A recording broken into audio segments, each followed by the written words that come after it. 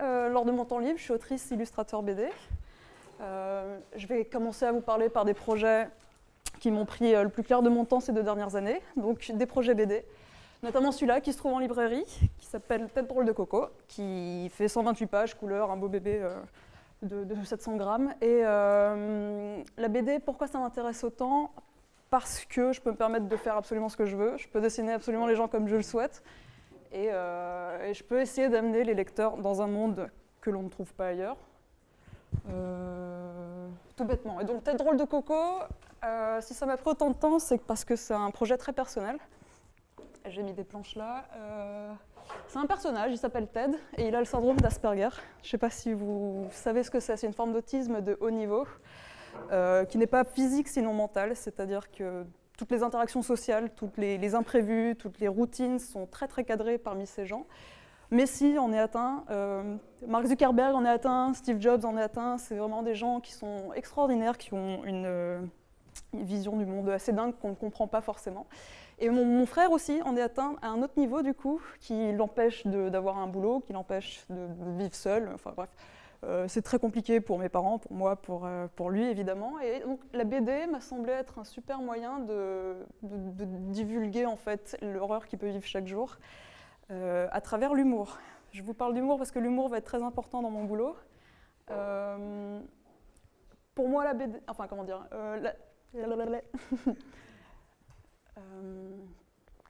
si on veut parler d'un sujet assez grave, je pense que impliquer le pathos et la tristesse et l'apitoiement sur soi n'est pas le meilleur moyen. Donc le challenge pour moi lors de... Ah oui, pardon. Donc j'ai fait les Arts déco de Strasbourg, je ne sais pas si je l'ai dit, pendant 5 ans. Pardon, je me sens comme un jury. Mais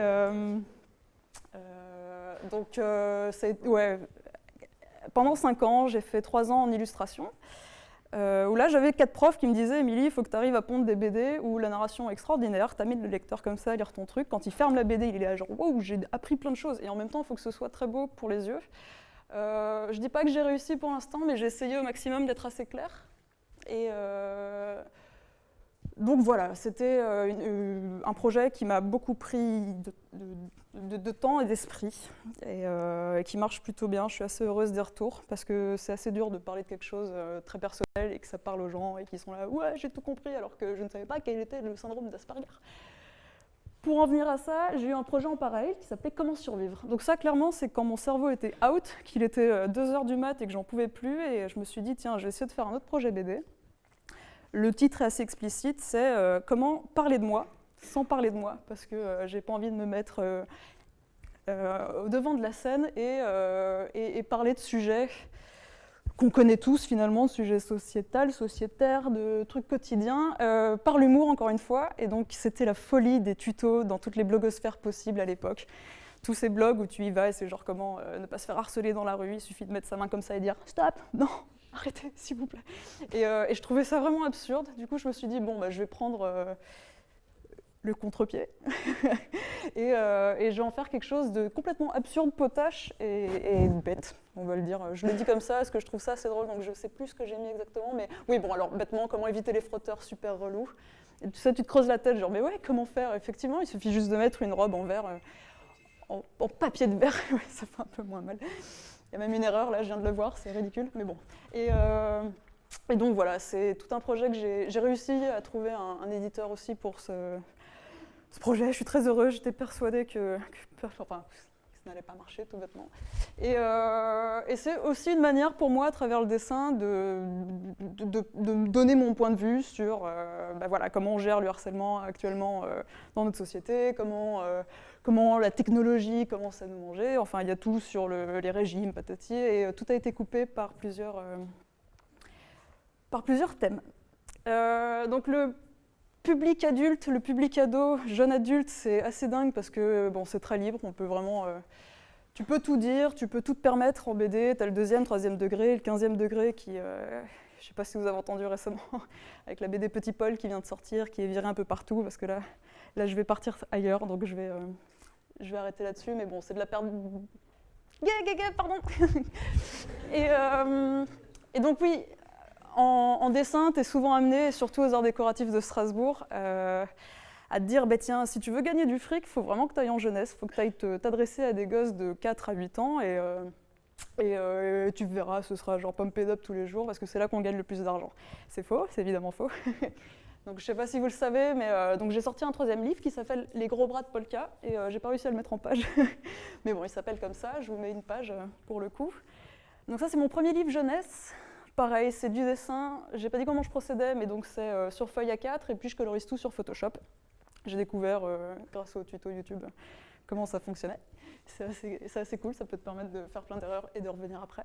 Et ce que je voulais dire avec le public jeunesse, et surtout avec le livre, je tiens vraiment à le dire, mais c'est par exemple sur un livre de 20 €, l'auteur gagne 10%, acheté, du coup, va gagner 1,08 € par exemplaire, ce qui n'est vraiment rien. Enfin, il faut en vendre 6 000 si tu veux avoir un SMIC, et ça ne dure qu'un mois, etc.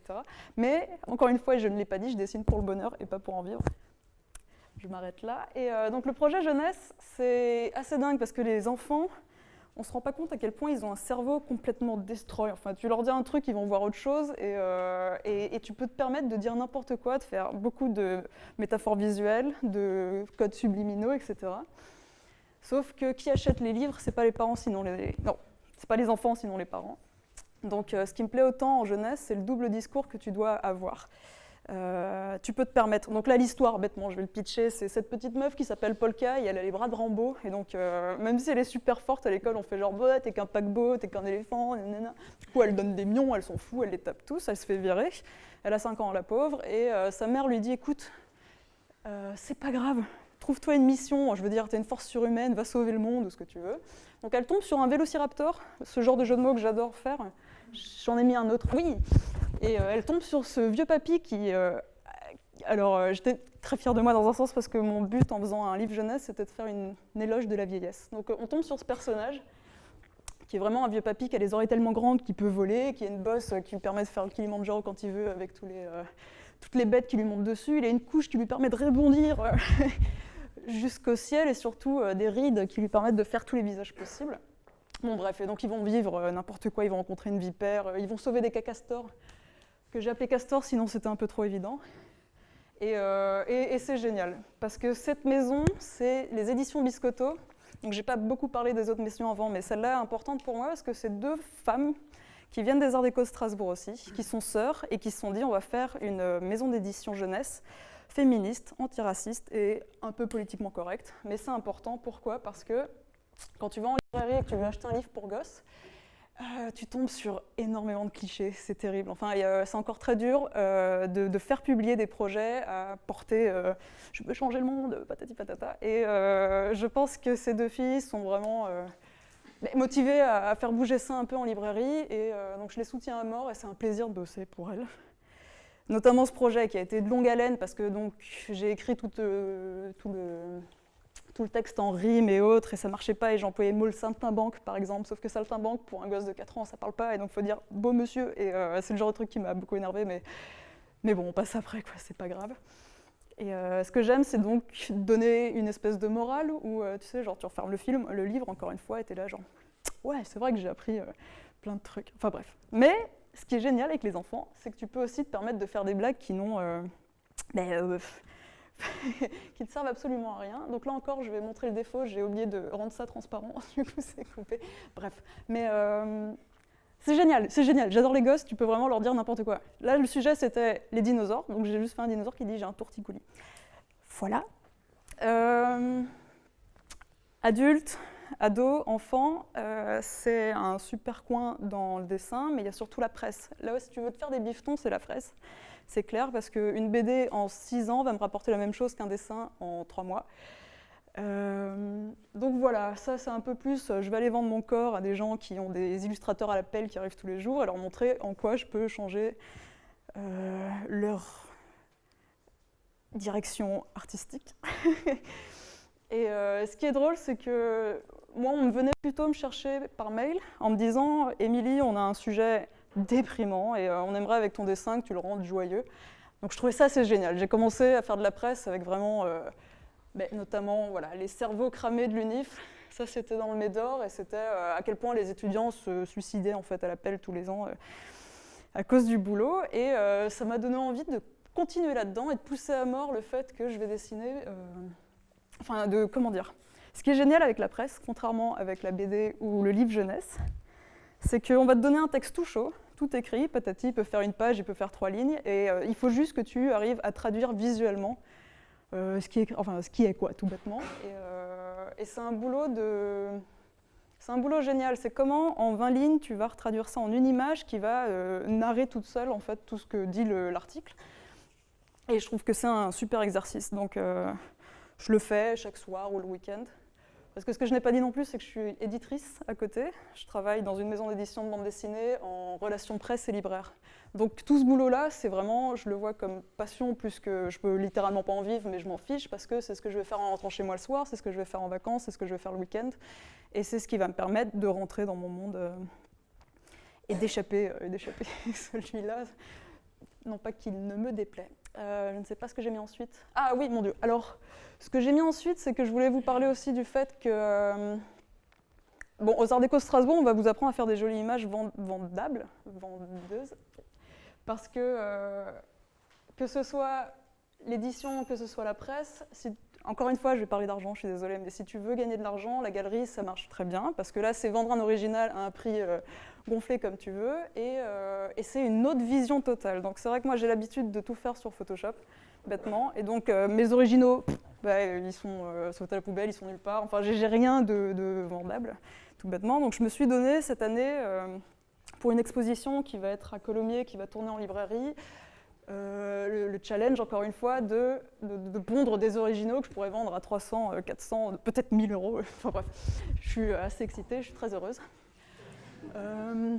Donc donc là c'est vraiment se replonger dans l'idée de texture, de ok, je vais faire un portrait, qu'est-ce que ça va être, et de jouer un peu comme si tu avais 5 ans et que tu allais à l'école et qu'on te donnait des pinceaux et que tu t'éclatais, quoi. Et donc c'est encore une fois un plaisir total à faire, plus qu'autre chose. Donc là je vous ai mis 3...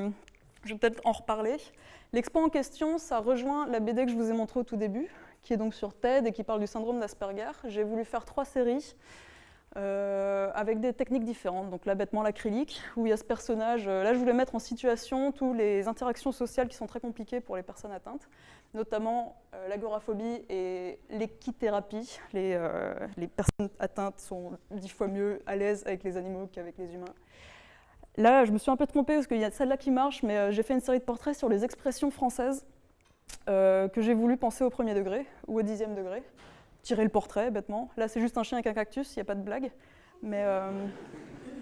Et la dernière, c'est les nuisances sonores, parce qu'on ne le sait pas non plus. Là, tous les bruits qu'on entend, les personnes atteintes d'Asperger, la plupart vont l'entendre fois 1000, quoi. Enfin, ça va être c'est une horreur chaque fois de se lever, d'aller prendre le métro, d'aller au boulot.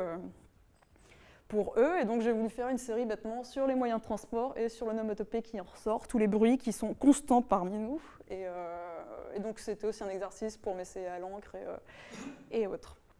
Et c'est génial. Donc là je voulais vous parler de mes références bêtement, parce que j'adore Tex Avery et Disney, ça se voit peut-être dans mes dessins, tout est très cartoonesque, élastique, coloré, mais en BD avant tout, bon, il y a Philémon. Je ne sais pas si certains connaissent, c'est toute une série de Fred, qui est un auteur BD extraordinaire, qui est mort il n'y a pas longtemps et qui est incroyable. Je ne sais pas si je vais en déblatérer plus, si vous ne voyez pas ce que c'est, mais c'est clairement une BD de 48 pages CC, donc couverture cartonnée, où c'est un petit mec qui se promène, puis il tombe dans n'importe quel trou, il va se retrouver dans un monde complètement barré, avec des hommes papillons qui vont l'enfermer, un château qui vole et qui jette des trucs, et puis il revient toujours sur Terre.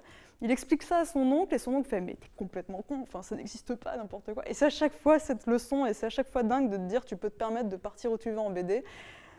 Tu arriveras toujours, dans le monde réel qui est maintenant. Je ne sais pas comment finir ça. Il y a Edika, évidemment. Edika, c'est l'homme de ma vie. Je l'aime. Alors ça, je lisais ça en cachette chez mon grand-père dans les toilettes, parce que bon, c'est ce qui paraît à fluide glacial, c'est vraiment le truc, genre non, si t'as pas 18 ans, tu peux pas regarder, c'est très sexiste, c'est très raciste.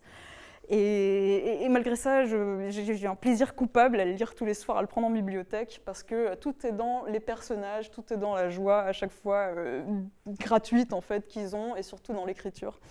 Ce qu'on oublie un peu quand on fait de l'illustration, c'est toute la narration derrière et tous les mots en fait qu'il faut employer là-dessus. Et enfin, alors j'ai peut-être pas mis les plus belles, vous connaissez je pense Jodorowsky, Alejandro, qui est chilien, qui s'est naturalisé mexicain, qui est une espèce de gourou que beaucoup de gens adorent. Non, moi, j'en suis assez fan, mais fan surtout pour ce qu'il a fait au tout début de sa vie. Donc les fables paniques qui paraissaient dans le journal mexicain El Heraldo, je crois. Je ne sais plus. Mais bon, c'était un peu le strip, comme on peut voir maintenant dans l'IB ou dans Le Monde. Et ce gars, en fait, a cette facilité à, en une page, te mettre une morale incroyable. Alors bêtement, je vais peut-être vous... c'est en espagnol, je crois. Je vais vous mettre celle-là. Alors c'est très rapide, hein, mais c'est juste un tas de carrés. Ils sont là, genre, ah, j'en ai marre d'être un carré. Et t'en as un qui veut vraiment se rebeller et qui, avec une force surhumaine, devient une vache. Il est trop heureux d'être une vache. Il fait, ça y est, je suis une vache, je suis pas comme vous les carrés, je suis beaucoup mieux que vous. Sauf qu'il arrive dans un troupeau de vaches et du coup les carrés lui disent, oui, mais maintenant t'es devenue une vache comme une autre, on va te manger et c'est fini pour toi. Et c'est un livre que vous pouvez trouver à l'Actes Sud, l'an 2, de cette taille-là, et c'est chaque page un truc incroyable. C'est aller plus vite que quand je me suis entraînée.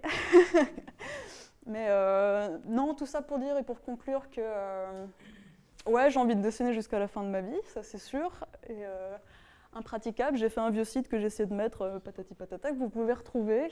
Je me suis donné des résolutions et j'en parlais avec les autres mythes de talent juste avant, où j'ai un dessin quand même très fouillis, je trouve, et qui part dans tous les sens et que j'aimerais savoir dompter. Et je dis pas ça parce que c'est Adobe, mais à Illustrator, j'en ai toujours eu très peur, par exemple, et donc je vais m'obliger à voir si ça va changer mon dessin dans un sens, parce que c'est un peu l'éduquer, lui donner des formes que je n'aurais pas trouvées moi-même ou autre. La texture que j'ai peur de perdre aussi, mais dans tous les cas, je m'exprime beaucoup mieux en dessin qu'en vrai, vous l'aurez peut-être vu. Ouais, bah ouais, c'est tout, enfin, c'est quand même dingue. J'adore... Enfin, je suis aussi très heureuse du coup d'avoir pu essayer de vous en parler, parce que mon but quand même, genre, au futur, de faire d'autres BD qui parleront de trucs intéressants, mais en même temps on pourra se poiler en les lisant. Et